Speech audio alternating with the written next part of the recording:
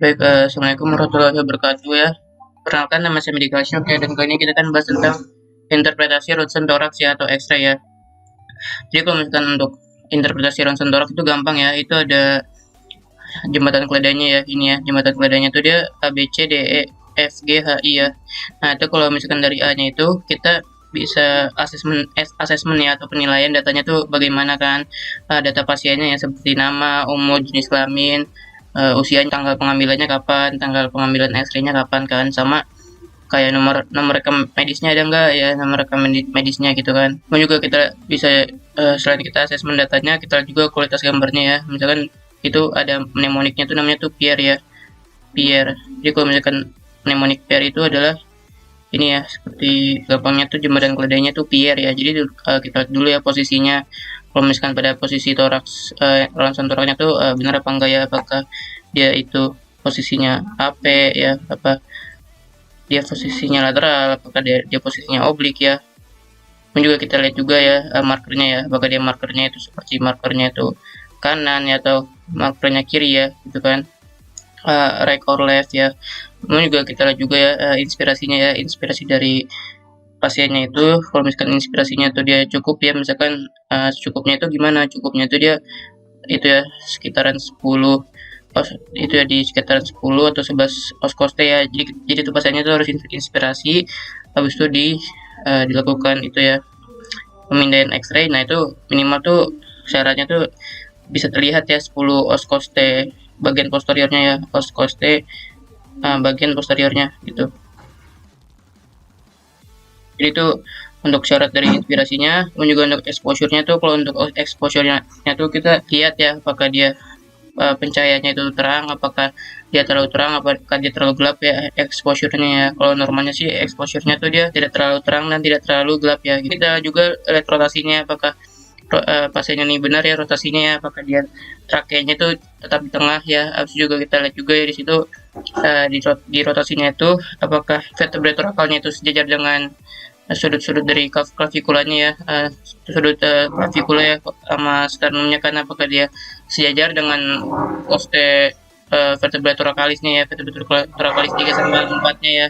Sama kita juga lihat juga ya nanti ya rotasinya tuh nanti dia apakah dia prosesus spinasusnya tuh berada di tengah-tengah ya dari korpus vertebrae-nya ya. Kita lihat juga nanti rotasinya tuh sesuai apa enggak ya gitu. Apakah dia layak untuk dibaca atau tidak gitu.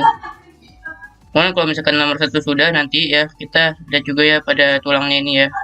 Kita lihat juga tulangnya itu apakah terdapat kelainan apa tidak ya, seperti ada fraktur, apakah terdapat fraktur kompresi, apakah dia terdapat tumor ya pada tulangnya atau gimana kan, apakah terdapat deformitas juga ya pada tulangnya. Dan juga kita lihat juga ya bagian dinding dadanya ya. Ini kalau misalkan bagian dinding dada tuh kita lihat juga ya kalau misalkan kita ke bagian dinding dada tuh bisa melihat ya apakah dia laki-laki atau dia perempuan kan, bisa dilihat dari ada bayangan dari mamenya ya kalau misalkan perempuan kan. Nah kalau pada dinding dada tuh kita bisa sekalian lihat juga ya soft tissue-nya ya, jadi kayak jaringan lunaknya, apakah jaringan lunaknya tuh ada pembengkakan atau tidak ya gitu. Dan juga kita lihat juga ya kalau pada X-ray gitu kita lihat juga siluet jantungnya ya, apakah siluet jantungnya normal atau tidak kan, apakah terdapat kelainan gitu kan pada jantungnya gitu, apakah dia jantungnya membesar ya. Kalau jantungnya membesar kan dia bisa dilihat ya di sini kayak CTR-nya tuh dia kardiotoraks rasionya kan dia misalkan dia lebih dari 50% gitu kan ya. Jadi itu dia terdapat kardiomegali ya kalau misalkan dia ada kelainan pada jantungnya kan gitu. Kita lihat juga atriumnya besar, ventrikelnya besar ya. Kita lihat juga ukurannya kan tadi kan CTR-nya kan. Kemudian juga kita juga diafragmanya ya. Kita lihat evaluasi juga apakah dia terdapat gastric bubble ya. Jadi dia ada gastric bubble di sekitaran diafragma bagian akan itu ya kiri ya itu. Dan juga kita lihat juga ya equipmentnya ya, apakah dia terdapat pemasangan peralatan seperti apakah terdapat endotracheal tube ya, apakah terdapat endotracheal tube, apakah dia terdapat tabung nasogastrik ya, apakah terdapat itu ya EKG ya, apakah terdapat sadapan EKG, apakah dia memakai defibrilator kan atau alat pacu jantung kan bisa kan ya gitu ya pada ronsen toraknya. Dan juga kalau misalkan itu kita bisa lihat juga nanti ya apakah terdapat efusi pleura atau tidak ya, bisa dilihat dari sudut claustrophenicusnya ya, nanti ada normal radiologinya. Dan juga kita lihat juga nanti ya lapang parunya ya atau fields-nya gitu ya. Kalau misalkan lapang parunya normal kan berarti kan tidak ada kelainan ya, tidak ada infiltrat, tidak ada bercak, tidak ada plak-plak gitu ya pada parunya ya, tidak ada nodul kan pada parunya. Dan juga kita lihat juga ya pembuluh darahnya ya. Ini pembuluh darah itu kayak seperti pembuluh darah aorta gitu kan, aorta. Kita kita evaluasi juga ya arteri pulmonalisnya ya, arteri pulmonalis, vena pulmonalis ya, sekitaran yang di sekitaran jantung kan, apakah terdapat kelainan apa tidak ya, apakah terdapat deformitas atau tidak ya gitu. Kemudian kita lihat juga hilusnya ya, atau kerja kita beningnya di sekitar parunya, apakah terdapat pembesaran pada hilus atau tidak ya. Kemudian juga kita lihat juga sekitaran mediastinumnya ya. Jadi mediastinum kan organ-organnya ya, seperti organ paru, organ jantung ya. Kita lihat juga ya apakah terdapat kelainan apa tidak ya, sama kita juga bisa lihat pada bagian diafragmanya ya, apakah terdapat hernia ya, herniasi atau tidak ya gitu. Dan juga kalau misalkan udah semua nih kita nilai udah semua, kita lakukan kesan ya. Misalkan kesannya tuh apa, kalau pada TB kan kesannya kan terdapat lobus superior pulmodextra kan, misalkan gitu kan ya, pada TB paru kan, suspek TB paru gitu. Selanjutnya ini pada itu ya normal X-ray toraks ya, itu kita lihat ya di sini juga tadi kan ya, asesmen dulu ya, asesmen pasiennya dia posisinya anteroposterior ya. Kemudian kita lihat aja nih ya anatomi pada X-ray normal X-ray toraksnya. Di situ kan bisa dilihat ya, di sini ada vena cava superior ya, di sekitaran sini ini adalah vena cava superior ya. Kan aorta ya, aorta tuh bisa terlihat ya di bagian sini atau di bagian sini ya, kalau misalkan ada lengkungan gitu ya. Gitu. Dan juga kita bisa lihat juga di sini ada arteri pulmonalis juga ya, di bawahnya dari aorta ya ada arteri pulmonalis. Dan juga di sini kita bisa lihat ya ada left atrial appendage ya, atau bagian left atrial appendage itu yang bagian atas ini ya, sekitaran sini ya, left atrial appendage. Dan juga kita bisa lihat juga nih ada ventricle kiri ya di sekitaran sini ya, ada ventricle kiri juga ya pada jantungnya. Juga kita bisa lihat juga sini ada gastric bubble ya pada diafragma, ini kan diafragma ya semuanya ya. Juga di sini kan ada ya, biasalah ada oscostes 1 2 3 sampai 10 kan, sama juga ada os clavicula di sini kan. Kalau misalkan dia AP kan berarti kan sinarnya kan datang dari anterior kan ya, filmnya tuh datang dari posterior ya. Kalau misalkan dari posisi supine kan berarti kan dia posisinya sedang supinasi ya, atau berbaringan gitu. Dan juga kita juga bisa lihat juga nih pada lapang paru kanan tuh kan, kita bisa lihat juga nih atrium kanannya di sekitaran sini, atrium kanan ya. Dan juga kita bisa lihat juga di sini ada vena cava inferior ya, di bagian bawah itu. Kemudian juga di sini juga pada normal ronsen thorax juga bisa kelihatannya sini, kayak ini ada processus venosus ya, corpus vertebrae, ini juga ada trakea juga ya, trakeanya dia normal ya di tengah ya, tidak ada diversi trakea ya. Dan juga di sini bisa kelihatan ya os claviculanya ya, apakah os claviculanya intak atau tidak, apakah terdapat fraktur ya kan. Dan juga kita bisa lihat juga nih karinanya atau percabangan dari bronkusnya kan, percabangan dari itunya, dari parunya kan, nanti jadi bronkus dextra sama sinistra kan. Dan juga kita lihat juga ya pada hilusnya nih, apakah hilusnya terdapat penebalan apa tidak ya. Ini ada hilus kanan sama hilus kiri ya, apakah terdapat penebalan apa tidak. Dan juga pada atrium kanan sini ya, sama ya, ada atrium kanan, ventricle kiri ya. Dan juga kita bisa lihat di sini ada hemidiafragma kanan kiri kan ya. Kalau misalkan ada kayak ada bayangan ya di sini ya, bayangan kayak ada lingkaran gitu kan, agak melingkar gitu. Ini tanda dia adalah radiologi dari pasien wanita ya, pasien wanita, karena ada bayangan pada mamenya ya, atau bayangan pada payudaranya wanita. Dan juga kita lihat juga di sini kan ini ada sudut costovenicusnya, apakah dia lancip apa tidak ya. Kalau ini kan lancip ya, berarti kan dia normal gitu kan, tidak ada efesi pleura. Dan juga di sini kita juga bisa lihat sini ya, kayak sudut kostrokardiak ya. Jadi kan kalau kostrokardiak kan dia di antara skostes sama ini ya, sama kardiak ya, sama jantungan gitu. Oh ya, jangan lupa juga ini ada aortic knob ya, jadi kayak lengkungan pada aortanya sih sama juga sih ya itunya gitu. Nah setelah itu kalau kita udah sampai ke anatominya, kita langsung ke contoh kasus pada pertama ini ya. Contoh kasus pertama tuh TB paru ya. Dan ini untuk skenario kasusnya, ini wanita ya, usia 20 tahun, dia mengalami batuk ya, batuk sebulan ya, demam, sama ada penurunan berat badan ya. Nah kalau misalkan dari hasil ronsennya ini, kita jangan lihat yang ini ya, kita lihat dulu dari ABCDEFGHI ya, dari mulai dari assessment. Mulai dari assessment itu dia pasiennya ini kan kita lihat ya, ada ya itunya identitas pasien ya, seperti wanita umur 20 tahun ya, ada juga ya diagnosis klinisnya ya. Ini kalau misalkan sudah cukup ya, kayak seperti tanggal pengambilan ya, lupa ya, ada tanggal pengambilan, nomor medis ya juga jangan lupa ada apa tidak ya.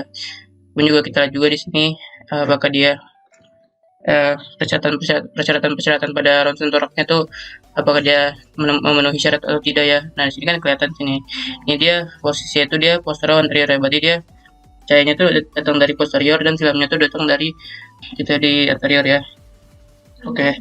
Nah ini kalau bisa dilihat tuh kalau misalkan dari PA itu dia kayak agak ke atas gitu ya, klavikulanya beda sama yang itu ya AP ya. Kalau AP kan dia kayak agak melengkung gitu ya, kalau misalkan PA tuh dia kayak agak klavikulanya tuh agak kayak bunga ke atas gitu kan ya. Itu tanda-tanda dari PA ya gitu. Kalau misalkan kita ada asesmen, kita juga itu ya mnemoniknya tuh peer ya. Kalau peer itu kan dari asesmen itu kan dia kan posisi udah ya. Kita juga ini inspirasinya nih, apakah dia inspirasinya tuh cukup ya, setidaknya 10 oskoste ya, 10 oskoste posterior kan. Nah ini kita lihat aja nih, di sini ada 10 oskoste posterior nggak? Ini kan 1 2 3 4 5 6 7 ya, 8 9 10 ya. Ini ya, ini kan sekitaran 10 ya, 10 atau 11 ya, berarti dia persyaratannya tuh normal ya, terdapat 10 posterior. Kalau misalkan dari inspirasi udah kan, kita ke exposure ya atau paparannya. Exposure itu dia itu normal apa enggak ya. Kalau ini kan exposure-nya kan dia ini ya, exposure-nya itu dia bagus ya, pencahayaannya tidak terlalu gelap sama tidak terlalu terang kan. So juga kita juga nih rotasinya ya, kita lihat rotasinya apakah benar ya dia trakenya itu di tengah atau tidak ya, apakah terdapat kelainan pada trakenya, kayak trakenya agak agak kayak bengkok ke depan atau ke belakang kan, atau ke kiri kan, berarti kan ya kemungkinan entah dia emang ada deviasi trakea atau dia emang ada kesalahannya dalam pengambilan fotonya ya. Dan juga kita juga di sini proses spinosusnya tuh dia berada di tengah atau tidak ya. Proses spinosusnya ini kan proses spinosus kan berada di tengah ya, berarti dia normal. Dan juga kita juga di sini vertebra thoracalis tuh dia bersinggungan dengan os clavicula apa tidak ya. Jadi kayak bersinggungan gak? Kalau misalkan bersinggungan berarti dia normal. Oke, tentunya. Kita lihat juga ya, kalau misalkan asesmennya udah kan, ini persyaratannya normal, kita ke setelah dari A itu kan kita ke B ya, berarti kan ke bones ya, ke bones itu kan ke tulangnya tuh ya. Apakah tulangnya tadi intak atau tidak ya, kita lihat dari os scapulanya apakah dia ada terdapat fraktur ya pada os clavicula ya. Ini kan normal ya, intak ya. Kita juga ya ini korpus vertebranya normal apa enggak ya. Kita juga proses spinosusnya dia apakah di tengah apa tidak ya, apakah terdapat deviasi trakea ya gitu ya. Nah kalau misalkan udah ke bones, kita ke kardiak ya, kita ke kardiak, ke jantungnya ya. Kita lihat dari siluet kardiaknya, apakah terdapat siluet pada kardiaknya, apakah terdapat pembesaran pada jantungnya ya. Di sini kan jantungnya itu tidak terdapat pembesaran ya di sini ya. Ini jantungnya tidak terdapat pembesaran, jadi dia CTR-nya tuh dia ini ya kurang dari 60% ya kalau misalkan pada PA kan gitu. Dan juga kardiak ya, kita juga jangan lupa kita lihat juga ini lapang pandang dari soft tissue-nya ya. Kita juga nih soft tissue-nya tuh terdapat penebalan apa tidak ya. Di sini tidak terdapat penebalan pada soft tissue-nya ya, nih tidak ada penebalan pada soft tissue-nya kan. Atau kita lihat juga di sini pada selanjutnya kalau misalkan ada ke kardiak, kita ke diafragma ya. Kita lihat juga nih diafragmanya ya, apakah normal atau tidak ya. Normalnya itu diafragma tuh dia lebih tinggi ya pada sisi kanan ya daripada sisi kiri. Kemudian juga kita juga nih dia ada gastric bubble-nya ya di sini ya. Jadi kalau misalkan dia ada gastric bubble-nya berarti dia normal ya. Gastric bubble-nya berarti dia normal pada diafragmanya. Dan juga kita juga sini ke diafragma kan ke ini ya, ke E ya. E itu kan ini equipment ya, apakah terdapat kayak pemasangan seperti EKG, NGT ya, nasogastric tube atau OGT ya, oral gastric tube itu ya OGT, ataukah terdapat defibrillator ya atau alat pacu jantung. Di sini tidak terdapat defibrillator ya atau alat pacu jantung. So kalau misalkan sudah ke E, kita ke ini ya, kayaknya tuh selanjutnya tuh dia kita cek juga apakah terdapat efusi pleura apa tidak ya. Ini kan di sini kan tidak ada efusi pleura ya, baik kanan, baik lapang paru kanan sama lapang paru kiri. Soalnya kan dia tidak itu ya, sudut costophrenicusnya tuh itu ya lancip ya. Costophrenicusnya dia lancip ya. Jadi dia normal. Terus juga kita juga di sini pada itu fields-nya ya, atau lapang parunya.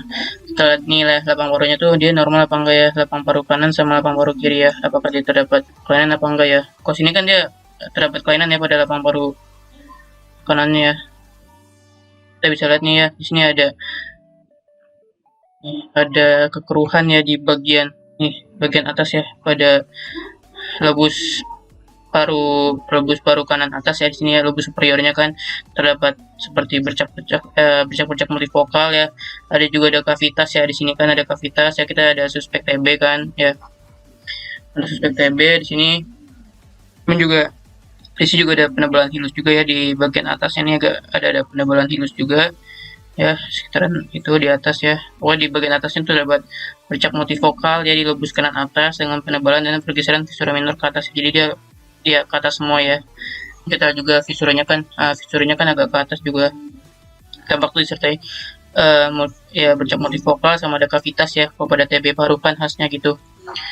Saat itu paru-parunya kan yang bagian paru kanan kan lobus superior kan bermasalah ya. Kalau misalkan bagian lobus ininya median inferiornya kan normal. Dan juga pada lobus paru kirinya tuh semua lobus tuh dia normal ya, tidak ada kelainan kan. Satu kita lihat juga pada great vessel ya, atau pembuluh darahnya. Kita lihat pembuluh darahnya dari aortanya nih, ada aortanya tuh dia normal apa enggak ya, normal sini ya. Dan juga kita juga ya vena cava superior ya, vena cava inferior ya, apakah dia normal apa enggak ya. Ini vena cava inferiornya normal. Dan juga kita juga ya atrium kanan, atrium kirinya ya, ini atrium kanannya normal ya. Kemudian juga kita juga nih ventrikel kirinya dia normal ya. Kita juga nih atrium kanannya juga normal ya, ininya pada konsen toraknya ya. Setelah itu kita lihat pada bagian H ya. Tadi kan hilusnya kan tadi udah hilus itu agak-agak menebal ya, pada hilus kanannya itu ada agak menebal. Kemudian juga kita lakukan kesimpulan. Jadi kesimpulan terdapat kekeruhan ya, bercak multifokal ya di lobus kanan atas ya, di sini ya. Terdapat kavitas juga di sini ya. Ada di lobus kanan atas paru kanan ya.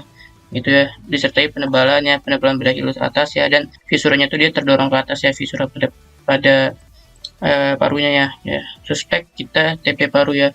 Untuk pemeriksaan lebih lanjutnya itu kita bisa melakukan seperti kultur darah ya, kultur BTA, atau pakai sputum ya, sputum dahak ya, untuk TB kan, sputum dahak.